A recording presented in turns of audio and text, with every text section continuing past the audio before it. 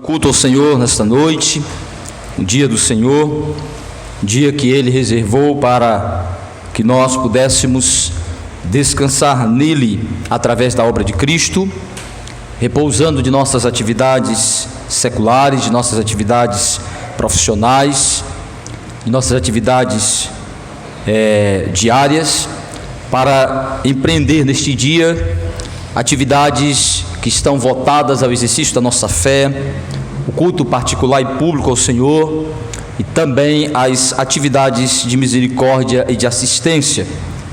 E como responsabilidade, como dever e também privilégio, estamos nesta hora deste dia reunidos para cultuar o Senhor, e nesta hora em especial nós vamos ouvir a sua palavra, que será exposta para a nossa edificação.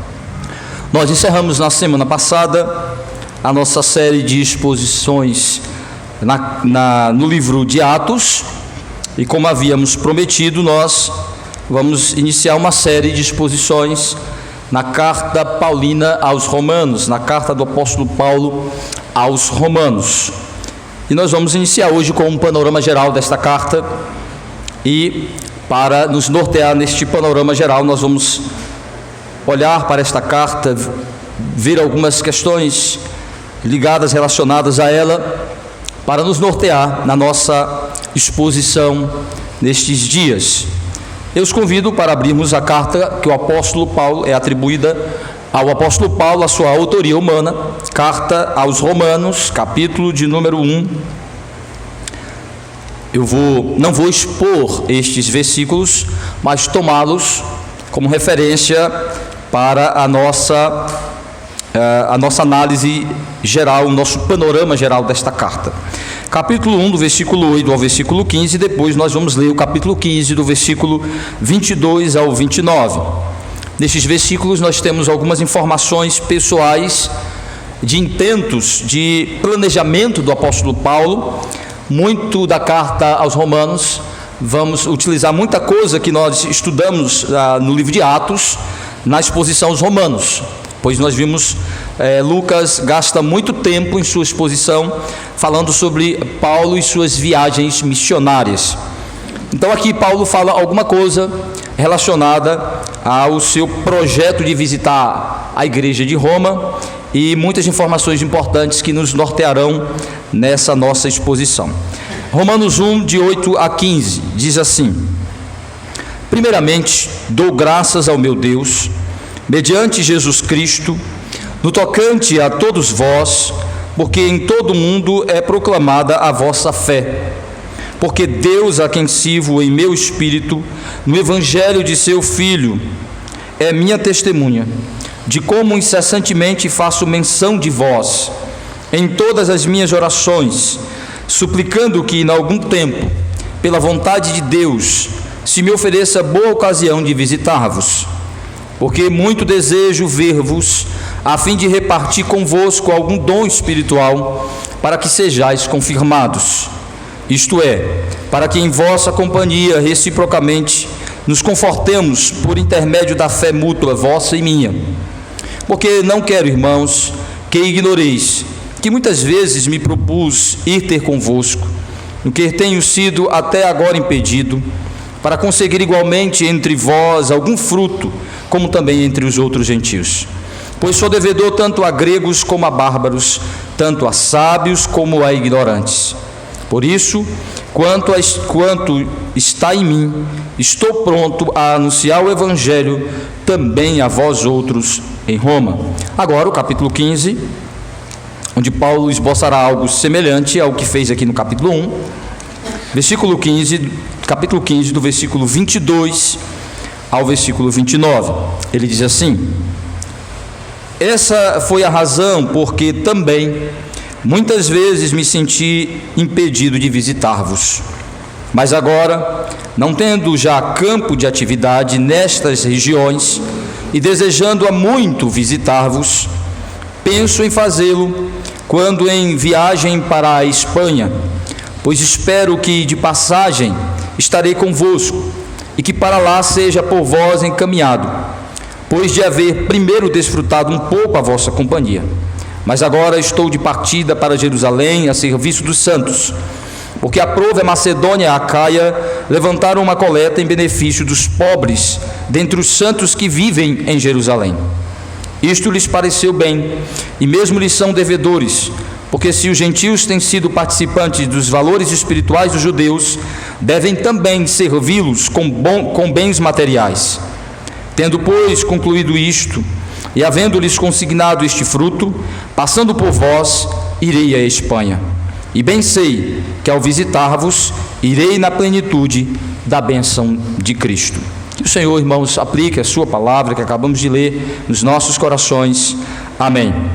Ó Deus bendito, Senhor nosso, Deus de infinita misericórdia e graça, Deus bondoso e gracioso, soberano Deus, a quem devemos servir e adorar, porque fomos criados para isso, e fomos também, ó Deus, resgatados em Cristo para este propósito. Nesta hora, ó Deus, em que nos reunimos em culto, pedimos a Tua iluminação, a Tua orientação, a Tua direção para a exposição da Tua palavra. Que ela venha, ó Deus, atuar de maneira poderosa em nossos corações. Venha nos dar entendimento, venha nos dar compreensão e também, ó Deus, poder em Cristo para o nosso viver, para o nosso serviço, para a nossa vida de adoração ao Senhor. Abençoa, ó Deus, poderosa e ricamente o Teu povo. Visita-nos nesta hora. Quanto precisamos, ó Deus, como precisamos de Ti, da Tua graça, do Teu poder em nossas vidas. Olha com Teu olhar de misericórdia, de compaixão. Cuida de nós, ó Deus, como o pastor cuida de suas ovelhas. Cuida das nossas vidas, ó Deus. Derrama da Tua graça, da Tua bênção, do Teu favor, em nome de Jesus. Amém. Meus irmãos e amigos, como nós vimos na exposição de Atos, o apóstolo Paulo, ele não é só o maior evangelista da história do cristianismo. O apóstolo Paulo também é considerado um dos maiores instrumentos de Deus para trazer a revelação, a palavra, a escritura, a Bíblia para nós. O apóstolo Paulo, junto com os profetas e os apóstolos da nova aliança, faz parte destes homens separados por Deus, instrumentalizados e conduzidos pelo Espírito Santo para trazer a Bíblia, para trazer a palavra de Deus para nós, para registrar o Evangelho de maneira poderosa, para alcançar os pecadores, os eleitos, para fazer a obra de Cristo crescer, progredir neste mundo. O apóstolo Paulo é um desses grandes instrumentos, visto que ele escreve 13 dos 26 livros do Novo Testamento, 13 cartas são atribuídas ao apóstolo Paulo, e nestas cartas, incluindo a carta aos Romanos, nós temos uma grande contribuição do apóstolo Paulo para formar o quadro geral do Evangelho. Pois nós temos os 4 evangelhos, Mateus, Marcos e Lucas e João, e Atos, como sendo um escrito importante para trazer para nós o Evangelho. Os 4 evangelhos nos mostrando quem é Jesus Cristo, como Ele realizou a nossa salvação através de seu ministério terreno, o que Ele fez, quais foram as suas obras, como o seu poder messiânico se manifestou através dos seus sinais, dos seus prodígios, dos seus ensinamentos. Os evangelhos mostram a boa nova de quem é Jesus, como Ele veio nos salvar. Mas Atos também é a boa nova do Evangelho. O livro de Atos mostra como o Evangelho pregado por Jesus e os apóstolos progrediu, alcançou os gentios, alcançou os judeus e os gentios eleitos, como o Evangelho foi preservado em seus escritos para chegar aos confins da terra, para chegar em todo o mundo, meio pelo qual Cristo expande seu reino no mundo. Atos então é a boa nova de como o Evangelho progride para o progresso do reino de Cristo, como o Evangelho expande o reino de Cristo neste mundo. Mas as cartas em especial as cartas paulinas, as epístolas, tanto as epístolas gerais, pessoais, como as epístolas do apóstolo Paulo, nos ajudam a compreender a profundidade e extensão doutrinária do Evangelho, nos dá conteúdo e expansão a respeito da base doutrinária e prática do Evangelho. Quais são os elementos doutrinários, quais são os aspectos implicativos da obra de Cristo, em termos de doutrina e prática. Sendo assim, meus irmãos, sem as cartas, apenas com os evangelhos e com Atos, teríamos sim o Evangelho, mas nossa compreensão da profundidade e extensão da fé cristã quanto à sua doutrina e prática certamente ficaria limitada. Nossa compreensão do Evangelho ficaria limitada sem as epístolas paulinas, sem as cartas gerais. Então veja o tamanho da importância que está atrelada à pessoa do apóstolo Paulo como instrumento da revelação, em especial a carta aos Romanos, como o próprio Lutero dizia, que a carta aos Romanos é o Evangelho em essência, que se todos os escritos do Novo Testamento se perdesse, o Evangelho em sua essência estaria devidamente preservado na carta aos Romanos. Veja a importância que esta carta tem para nós, mas o que nós percebemos também, meus irmãos, em tudo isso, é que isso forma o quadro geral do Evangelho. O Evangelho de Jesus Cristo é todo esse escrito do Novo Testamento, é tudo que é dito pelos escritores dos 4 evangelhos, Atos, as cartas paulinas e as cartas gerais. Aí nós temos o quadro total do Evangelho, é o que o Senhor queria reservar e preservar para nós do Evangelho. Está aí, está todo o quadro, e significa que nós não podemos olhar para o Evangelho de maneira dividida, faccionada, mas ver que todos esses escritos formam o todo da revelação do Senhor, é o quadro geral. E aqui na carta aos Romanos nós temos uma parte significante do Evangelho, em que nós teremos um aprofundamento dos temas teológicos, doutrinários do Evangelho, de uma maneira que nós não encontramos em nenhum outro escrito do Novo Testamento. Aqui, sem dúvida, Paulo foi usado para trazer um grande aprofundamento dos temas teológicos, doutrinários, a respeito do Evangelho, da obra da salvação de Jesus Cristo, que seria da doutrina da justificação pela fé sem a carta aos Romanos. Essa é a sua grande base de aprofundamento, de expansão, de compreensão a respeito desta doutrina.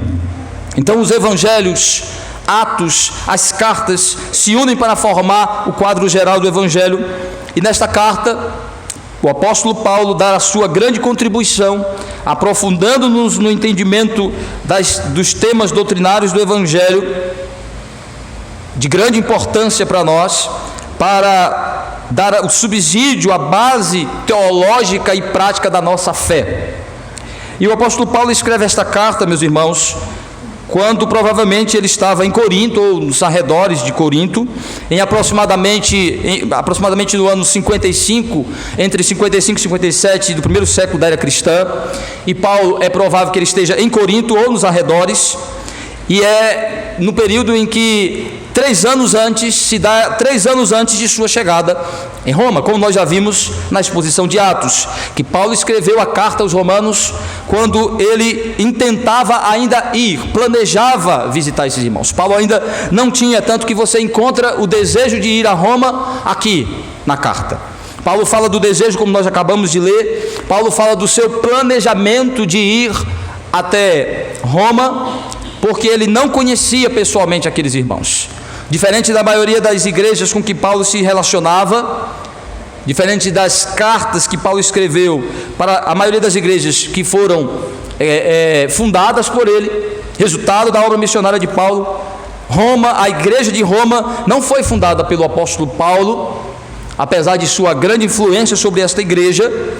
O apóstolo Paulo não é seu fundador, não sabemos se há um fundador específico, ou ela seja resultado da evangelização daqueles judeus que se converteram no dia de Pentecostes, quando estavam lá e viram o Evangelho, ouviram o Evangelho, foram alcançados pelo Evangelho no dia de Pentecostes e voltaram para Roma. É provável que o Evangelho tenha se estabelecido através desses crentes.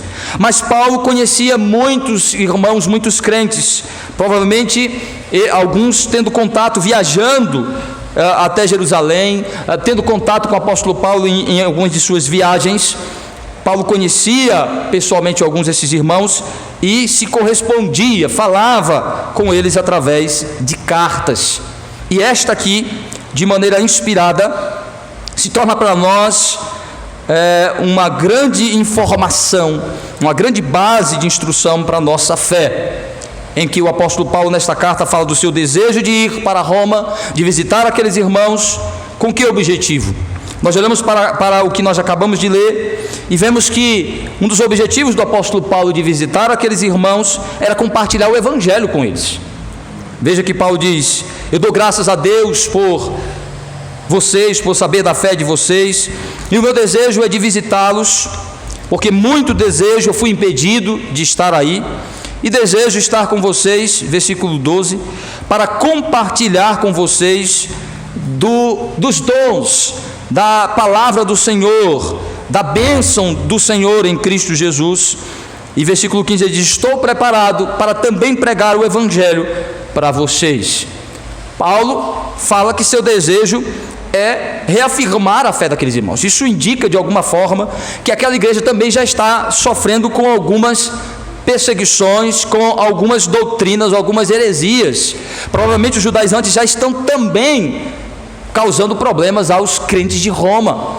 E Paulo deseja visitá-los para fortalecer a fé deles no Evangelho de Jesus Cristo, reafirmar a verdade a respeito da salvação pela fé em Cristo somente, pela salvação no Evangelho da graça. E Paulo diz: eu desejo visitar vocês para compartilhar o Evangelho, não só para eles, mas também pregar o Evangelho ali em Roma. Paulo fala deste desejo de pregar o Evangelho para os gentios e os judeus ímpios ali daquela região. Paulo também diz que seu desejo é ter comunhão com aqueles crentes, é passar alguns dias de comunhão, de confraternização, fortalecendo a unidade espiritual com aqueles crentes. Um outro desejo que Paulo coloca aqui é de passar por Roma apenas como um lugar onde ele vai fortalecer a fé dos crentes, fortalecer a sua comunhão, pregar o Evangelho, mas ele deseja apenas passar por lá. No capítulo 15 nós vimos que Paulo também tinha o desejo de ir à Espanha, de pregar o Evangelho na Espanha. Porém, meus irmãos, o que nós vimos é que Paulo chegou preso em Roma, é que Paulo chegou encarcerado, preso pelos romanos. Não tinha liberdade de fazer aquilo como ele desejaria. Encontrou os crentes ainda no porto ali, na praça da cidade, chamou os representantes do judaísmo para falar com eles, recebeu muitas visitas. Os crentes iam, em vez de Paulo visitar esses irmãos, os irmãos foram visitá-lo na cadeia. Segundo a tradição cristã, Paulo passa 2 anos preso e depois ele é solto, e depois de solto, provavelmente Paulo realizou o seu desejo de ir à Espanha.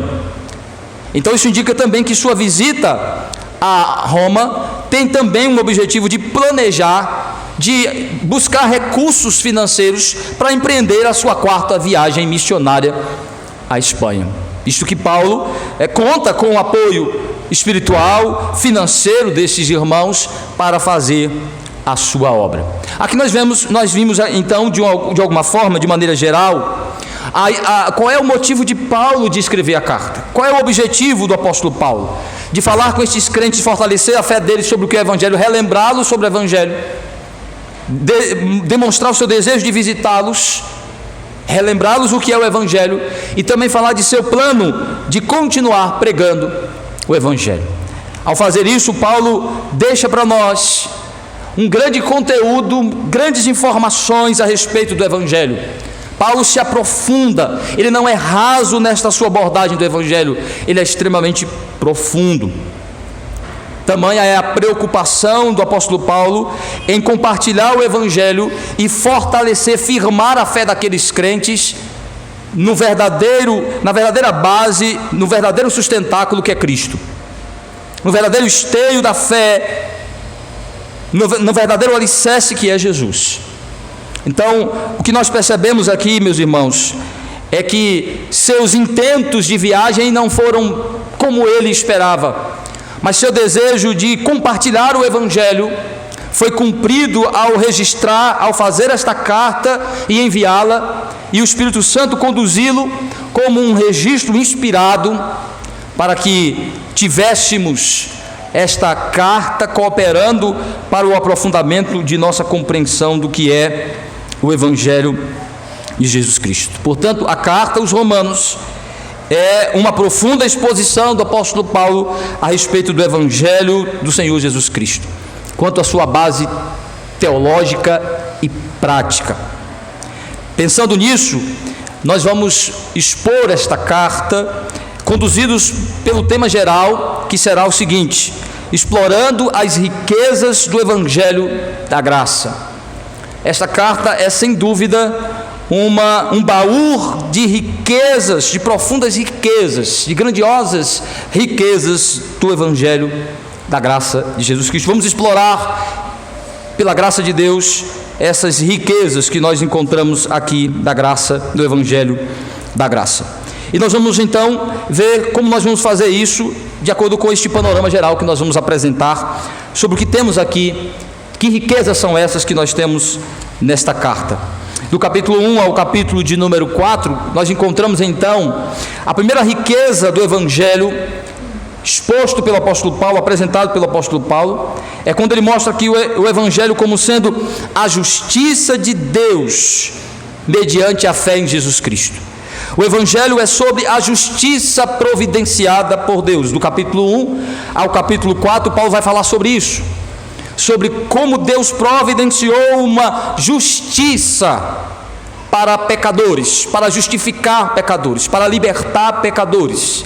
Que a justiça que a lei exige de nós não vem da obediência do homem, não vem do esforço do homem, não vem da obra do homem, mas vem de um substituto providenciado por Deus, de um mediador perfeito, Jesus Cristo.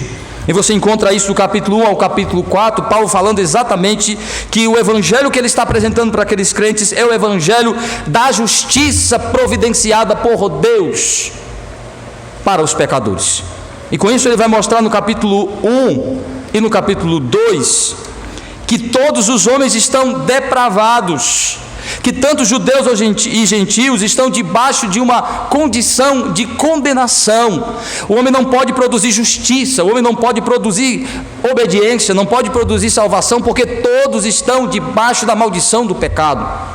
Paulo então vai no capítulo 1, no capítulo 2, mostrar que a condição espiritual de todos os homens requer uma providência especial de Deus, requer uma ação extra-humana, fora de nós, sobrenatural, para nos livrar dessa condição, que a salvação do homem depende de uma intervenção fora dele. Por quê? Porque todos os homens estão caídos, depravados, atingidos de tal maneira pelo pecado, que eles não podem fazer nada.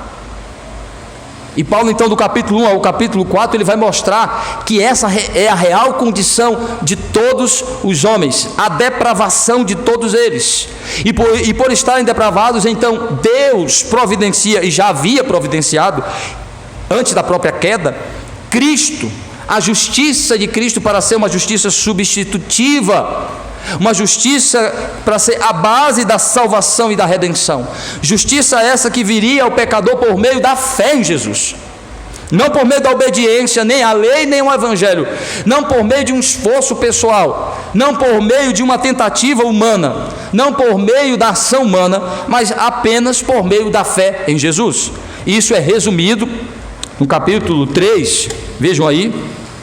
Todo este pensamento é resumido no capítulo 3, do versículo 21 ao 26, de que o Evangelho fala sobre como Deus providenciou justiça para pecadores, que chega por meio da fé somente.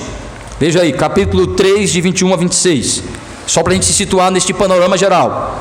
Mas agora, sem lei, se manifestou a justiça de Deus, testemunhada pela lei e pelos profetas. Justiça de Deus mediante a fé em Jesus Cristo, para todos e sobre todos os que creem, porque não há distinção. Pois todos pecaram e carecem da glória de Deus, sendo justificados gratuitamente por sua graça, mediante a redenção que há em Cristo Jesus, a quem Deus propôs no seu sangue, como propiciação mediante a fé, para manifestar a sua justiça, por ter Deus, na sua tolerância, deixado impunes os pecados anteriormente cometidos, tendo em vista a manifestação de sua justiça no tempo presente, para ele mesmo ser justo e o justificador daquele que tem fé em Jesus Cristo. Então Paulo começa a sua carta, depois de sua apresentação, dizendo para os crentes de Roma e para todos nós: o evangelho que vos apresento é o evangelho da justiça providenciada por Deus para ser recebida pela fé somente em Cristo. Todos estão depravados, todos estão inutilizados pelo pecado, todos estão incapacitados pelo pecado, é Deus. Então, o judeu não adquire justiça pela obediência da lei, o gentio não adquire justiça por uma alegação de ignorância e desconhecimento e não ter a lei. A justiça vem pela providência de Deus, pela obra de um substituto. Então, o evangelho é sobre como Deus providenciou justiça para pecadores e dar essa justiça pela fé em Cristo somente. Mas Paulo continua no seu panorama, mostrando. Então, nessa primeira sessão ele mostra como Deus providenciou justiça para nós. Aí ele dá um exemplo pessoal disso, que é o pai da fé, o pai dos judeus e por conseguinte o pai dos cristãos, porque é o pai dos que creem, que é Abraão. No capítulo 4 ele vai dizer como Deus salvou Abraão, como Deus justificou Abraão, pela fé na promessa do Redentor. Então ele vai mostrar para os judeus e para os gentios que Deus nunca justificou ninguém por obras pessoais, por obras humanas, pelo esforço humano, apenas pela obra de Cristo imputada a eles por meio da fé. Então, o Evangelho segundo Paulo em Romanos, é o Evangelho da justiça providenciada por Deus para ser recebida pela fé somente em Jesus. O segundo aspecto do panorama geral é que o Evangelho é o poder de Deus para a salvação do homem. Ou seja, é uma justiça que chega ao pecador pela fé para trazer um poder libertador, salvador, transformador, pleno sobre a vida dele. É o que nós vemos do capítulo 5 até o capítulo 8, onde Paulo vai dizer que a justificação está atrelada, é a base para todos os outros elementos, como nós vimos aqui no estudo do Catecismo Maior, que baseado na justificação pela fé em Cristo, baseado na justiça de Cristo, recebemos todos os outros elementos de regeneração, de santificação, de adoção, de transformação, de santificação, é a base. Então Paulo diz: pela nossa união com Cristo, nós recebemos o poder libertador do Senhor, que primeiro nos liberta do inferno, nos liberta da ira divina, nos liberta da condenação e gradativamente nos liberta da presença do pecado. Aí você vê o capítulo 6 e o capítulo 7, uma discussão profunda do apóstolo Paulo sobre as lutas pessoais do crente, como mesmo liberto pelo pecado, ele ainda luta com a presença. O capítulo 7 é um dos mais enigmáticos dessa carta, porque Paulo fala de uma luta contra o pecado, em que ele se apresenta como que um escravizado pelo pecado. E no final do capítulo 7 ele diz: quem me livrará desta condição maldita? E ele termina: mas bendito seja Deus em Cristo Jesus, louvado seja Deus por Cristo. E o resumo deste aspecto do panorama geral, dos temas gerais abordados pelo apóstolo Paulo do Evangelho, em que ele mostra que o Evangelho não é só o Evangelho da justiça providenciada, mas do poder derramado, do poder que se derrama e transforma, do poder que transforma vidas, do poder que liberta pecadores. Ele diz, capítulo 5, resumindo este pensamento deste bloco do panorama geral, no capítulo 5, versículos 1 e 2, Paulo diz assim: justificados, pois, mediante a fé, temos paz com Deus, por meio de nosso Senhor Jesus Cristo, por intermédio de quem obtivemos igualmente acesso pela fé a esta graça na qual estamos firmes e gloriamo-nos na esperança da glória de Deus. Estamos libertos e colocados na glória progressiva de Cristo, crescente de Cristo em nós. Aí no capítulo 6, versículos de 1 a 7, ele coloca esses dilemas de como o Evangelho, que nos justificou, continua atuando de maneira poderosa para nos santificar, para nos libertar da presença do pecado. Veja, que diremos, pois? Permaneceremos no pecado para que seja graça abundante? De modo nenhum. Como viveremos ainda no pecado nós que para ele morremos? Ou porventura ignorais que todos nós que fomos batizados em Cristo Jesus fomos batizados na sua morte? Fomos, pois, sepultados com ele na morte pelo batismo, para que como Cristo foi ressuscitado dentre os mortos para a glória do Pai, assim também andemos nós em novidade de vida. Porque se fomos unidos com ele na semelhança da sua morte, certamente o seremos também na semelhança da sua ressurreição. Sabendo isto, que foi crucificado com ele o nosso velho homem, para que o corpo do pecado seja destruído, e não sirvamos o pecado como escravos, porquanto que morreu está justificado do pecado.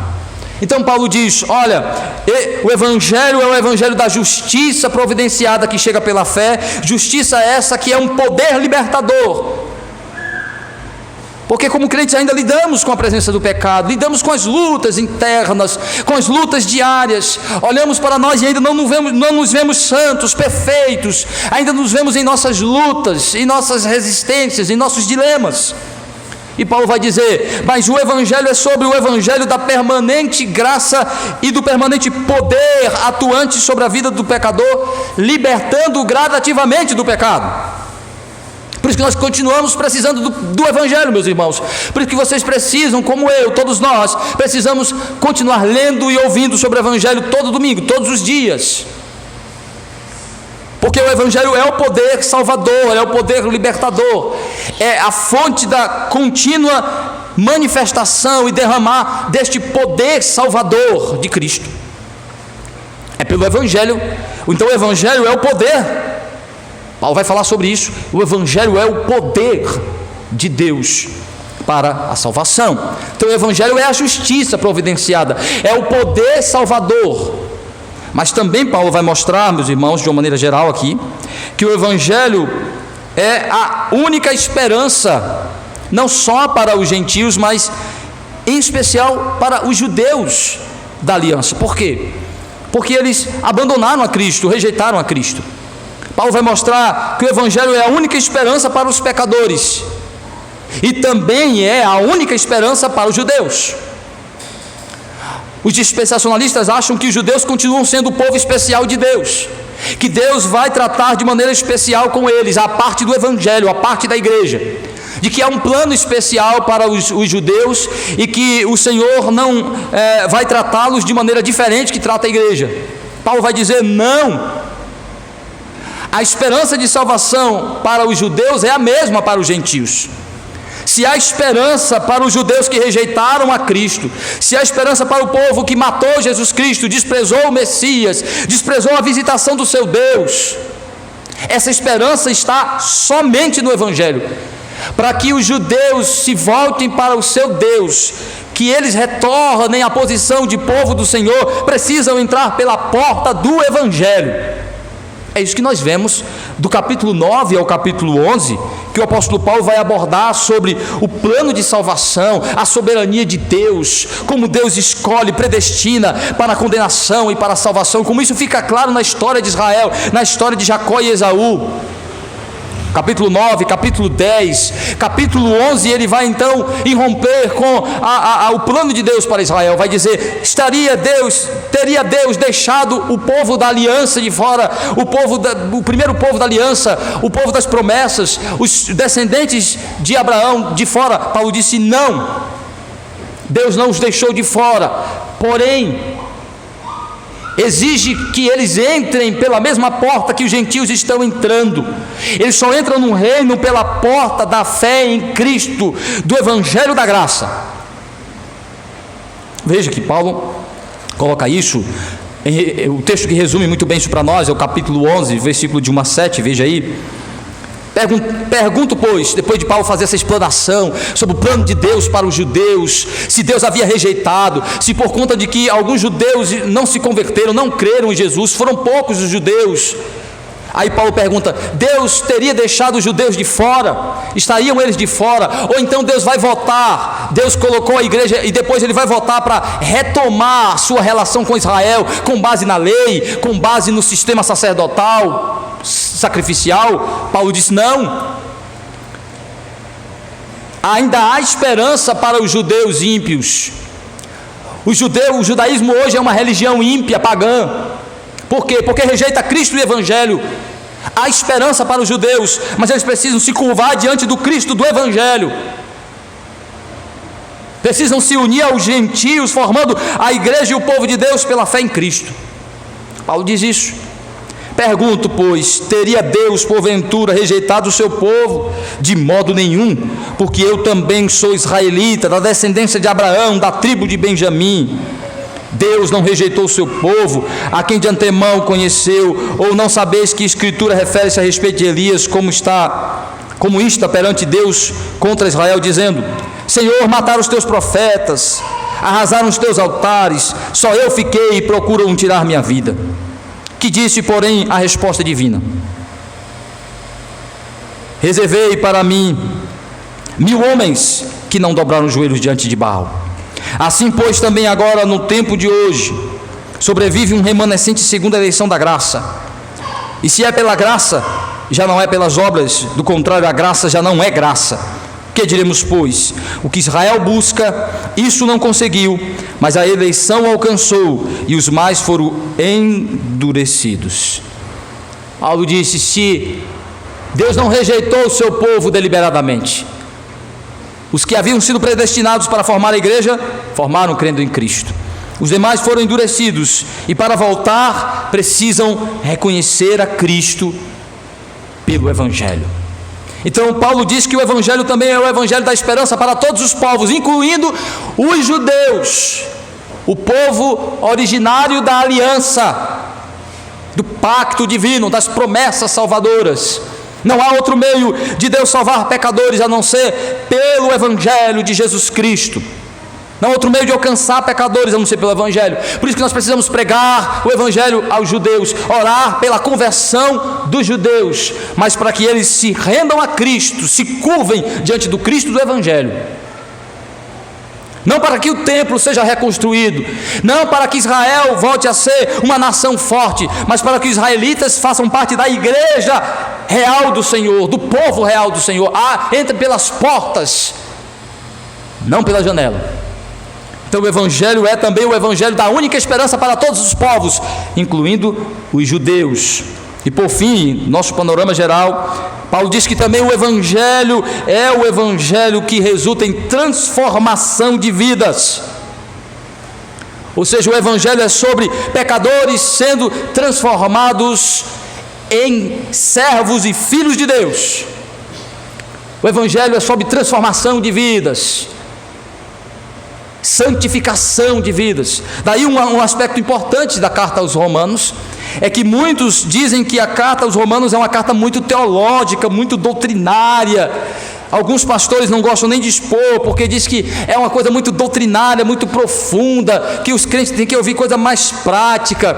Mas a carta aos Romanos ela é fantástica, porque ela vai mostrar a relação perfeita entre doutrina e prática, fé e obras, teoria e prática, conhecimento e prática, doutrina e obras, fé e obras, que é o que a palavra de Deus diz.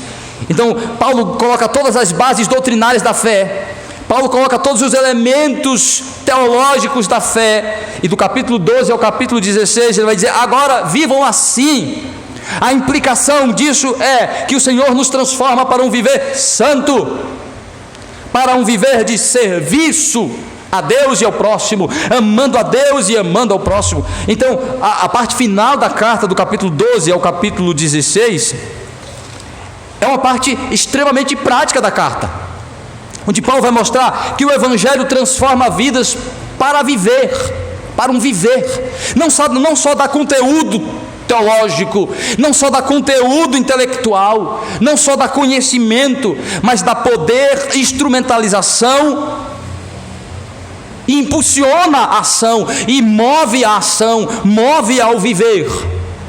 Paulo fala sobre isso, veja o capítulo 12, versículo 1 e 2, ele resume isso para nós, e o capítulo 13, versículos de 11 a 14.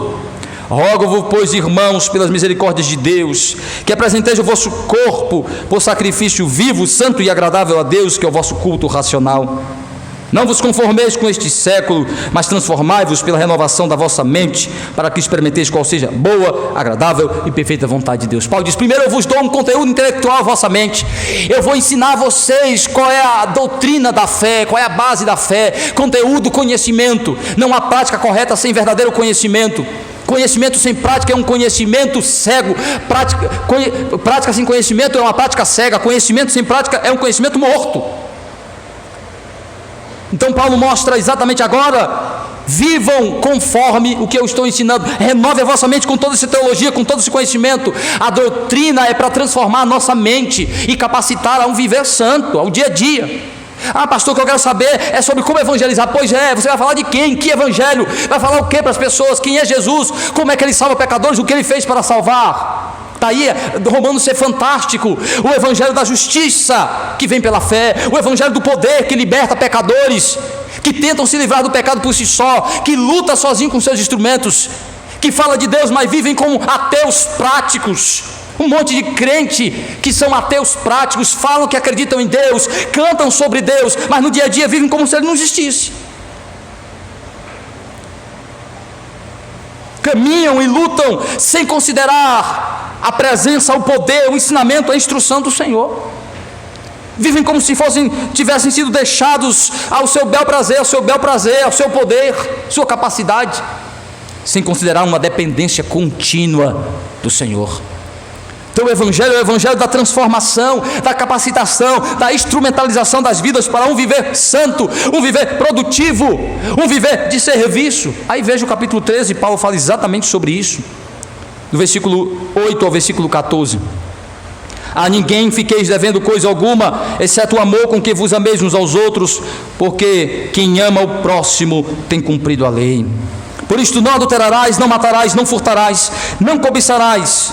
E se há algum outro mandamento, nesta palavra se resume: amarás o teu próximo como a ti mesmo. O amor não pratica o mal contra o próximo, de sorte que o cumprimento da lei é o amor.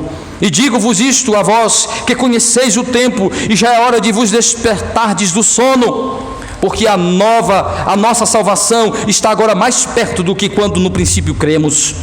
Vai alta a noite, vem chegando o dia. Deixemos, pois, as obras das trevas e revistamo-nos das armas da luz. Andemos dignamente, como em pleno dia, não em orgias, bebedices, não em impudicícias, dissoluções, não com contendas e ciúmes, mas revesti-vos do Senhor Jesus Cristo, e nada disponhais para a carne no tocante às suas concupiscências. Então Paulo vai mostrar exatamente que o Evangelho é o Evangelho da prática, da transformação de vidas para viver santo, para viver serviço, para viver de amor. Então, com isso, meus irmãos, nós vamos perceber que esta carta, esta grandiosa carta, é uma riqueza profunda do Evangelho para nós, em que ela mostra que o Evangelho é o Evangelho da justiça, é o Evangelho do poder, é o Evangelho da esperança, é o Evangelho da nova vida. E neste panorama o que nós podemos aprender primeiro, meus irmãos, é que o centro do Evangelho não é o homem. Quando você olha para os 4 Evangelhos, para Atos, e especialmente para as cartas paulinas, para a carta aos Romanos, quem é o centro do Evangelho? Este Evangelho pregado que diz que o homem é o centro do coração de Deus, ele não é bíblico. Esse Evangelho que diz que Deus é movido por um amor especial pelo homem, que é a energia motriz de Deus, está errado. Esse Evangelho que mostra que Deus descobre o nosso valor e manda Jesus Cristo para nos valorizar, para mostrar que nós somos joia rara, pedra de Ofir, é mentira. Esse não é o evangelho da graça. De que nós somos o centro do coração de Deus, mentira. O centro do coração de Deus é Jesus, é o Filho bendito, aquele que lhe apraz, aquele que lhe agrada. O centro do evangelho então é Jesus. O evangelho é sobre Jesus Cristo, como Ele é o escolhido perfeito, como Ele é o Messias perfeito, é o Deus perfeito, é a justiça perfeita, é o homem perfeito,